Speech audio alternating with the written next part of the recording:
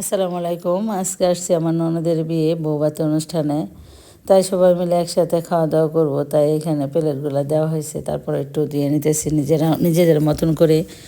ধোয়ার পরে নিজের কাছে অন্যরকম লাগে, তাই সবাই প্লেটগুলো একটু ধুইতেছি। আর এখানে অনেক বড় একটা অনুষ্ঠান করা হয়েছে আমার চাচা শ্বশুরে, মোটামুটি অনেক লোকজন আসছে, খাওয়া দাওয়া করতেছি, সবাই খাওয়া দাওয়ার জন্য বসছি।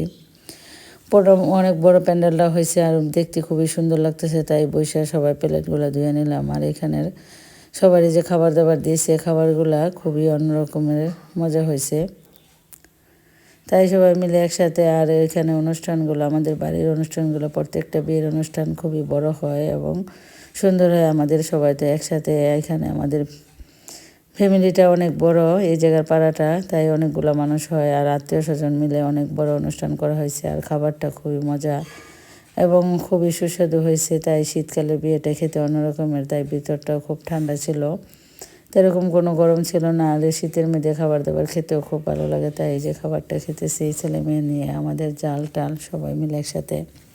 সবাই দোয়া করবেন সাদিয়া এবং সাদিয়ার জামার জন্য, যাতে ওদের দাম্পত্য জীবনটা খুব সুন্দর হয় এবং সুখময়। এই যে আমাদের সাদিয়াটা, তাই একসাথে কিছু ছবি উঠে নিলাম, ভিডিও করে নিতেছি। আর সাদিয়ার জন্য সবার দোয়া রইল এবং ভালোবাসা রইল, ওদের দাম্পত্য জীবনটা যাতে অন্যরকমের হয়। তাই এই যে এখানে আমরা একটু বসে আমার ননদের পাশে একটু ছবি উঠাইলাম আর একটু বসে নিলাম। তাই সবাই মিলে এখন চলে যাবো। আর বরযাত্রী আসতে অনেক দেরি, তাই অনেকক্ষণ একটু বসে দাঁড়ায় নিছি এবং যে খাওয়া দাওয়া করে অনেকক্ষণ বসেছিলাম। কিন্তু আমাদের বিয়ের অনুষ্ঠানটা অনেক বড় থাকার কারণে আপনার বিকেল 5টার দিকে আসবে বরযাত্রী, তাই ওদেরকে এখন রান্না বান্না চলতেছে, তাই এখনও আসে নাই, তাই কিছু টেবিলে এখন ডেকোরেশনগুলো সাজাইতেছে।